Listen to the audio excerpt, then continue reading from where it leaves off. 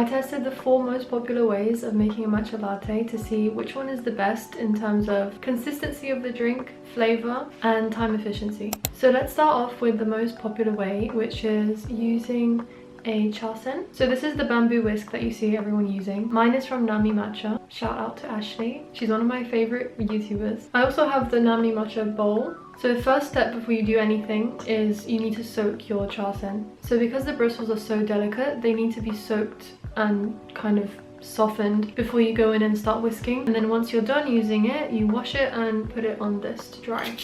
So this keeps its shape, and you also don't want to dry it upside down because it will start to mold on the bottom. So yeah, little bonus tip. So my normal recipe for a matcha latte is 3 grams of matcha, 30 ml of water. Has to be like 75 degrees Celsius. And then milk is up to you how strong you want it, but for me I use around 120 ml of milk. Still strong, but still a decent amount to drink, because a lot of people only put 100 or 80 ml, but then it's like 2 sips and it's gone. So sifting is very important in every method to make sure there are no clumps and the matcha comes out very smooth. Then you whisk the powder in the warm water, and that will be kind of your espresso shot, but a matcha version.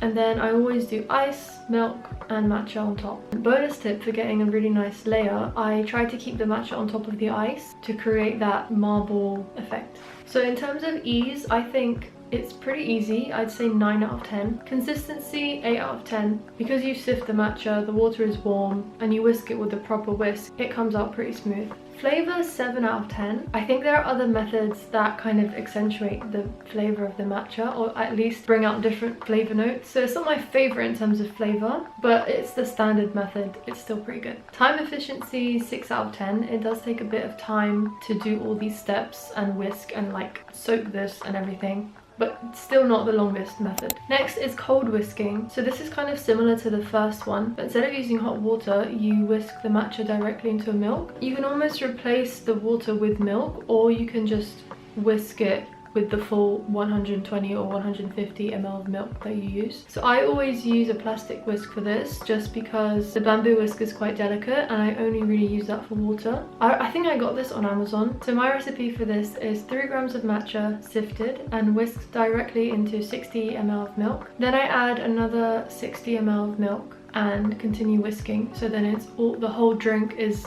whisked in the bowl. So because the matcha doesn't actually brew in this method, it kind of creates a different flavour in the drink. I find it a lot sweeter and kind of stronger doing it this way. If I'm using a matcha that's like particularly bitter, I will probably cold whisk it to make sure the bitter kind of astringent grassiness doesn't come out too much. And I also find that making matcha this way, you can save a little bit of money because you can use less powder and still get a pretty strong flavour. So if there's a matcha that you have that you really want to savour and you don't want it to run out, I'd say just do this method, same amount of milk but maybe a bit less powder, and it will still be pretty good. The downsides to this is that it doesn't fully mix properly, especially with this whisk, and I don't know if my one is just really bad, but this is not very good at whisking the powder into the milk without leaving clumps, especially like on the bristles and in the bowl, and then even in the final drink it does leave some clumps. I don't taste it, but I can see it and it annoys me. So in terms of ease, I'd say 7 out of 10. Consistency, 7 out of 10. It's not bad. It is a little bit clumpy, but it's not as bad as it looks. Flavour, 8 out of 10. I love the flavour of a cold whisked matcha. Time efficiency, 8 out of 10. It is a lot quicker doing it this way. Method number 3, using a handheld milk frother. Whisk, is that what it's called? So this is from IKEA actually. It's pretty good, it's pretty powerful.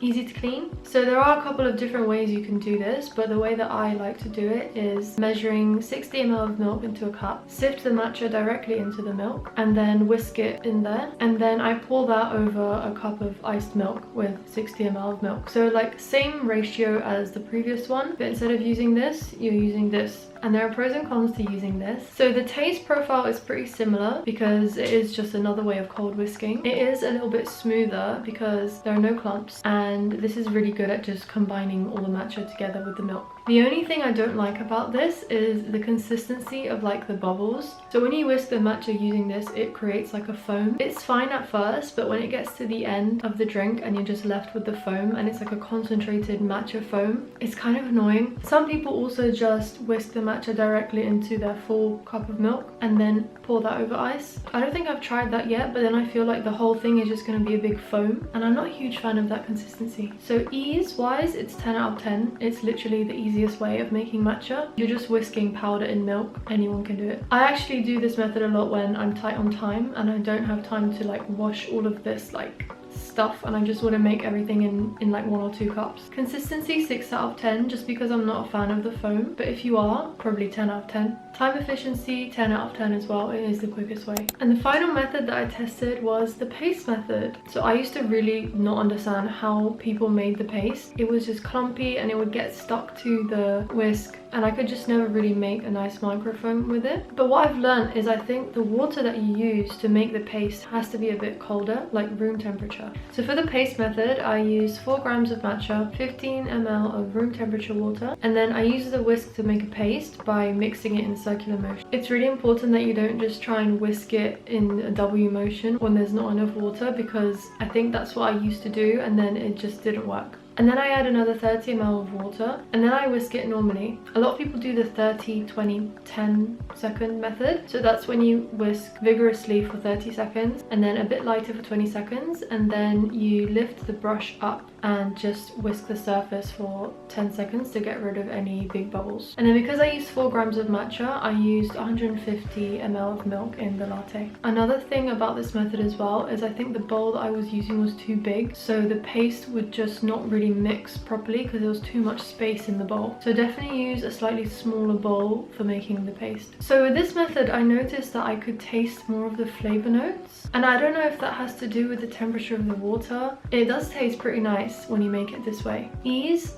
4 out of 10. It took me a few attempts to get it right, and there are a few extra steps in there. Consistency 10 out of 10. I think it is the best way to make a matcha if you want it the perfect consistency. And I noticed it does make the drink feel very velvety. Flavor 9 out of 10. I think this is probably one of my favorite ways as well. Time efficiency maybe 4 out of 10. It does take up the most amount of time, but I guess you come out with the best result. So it just depends on the day really. So those are the 4 top methods that I've seen people use and that I've tried. If there are any new ones that you want me to try, please let me know. This video feels really short, but I hope that you learned something, and let me know if you try any of these methods and which one's your favorite. Thank you for watching.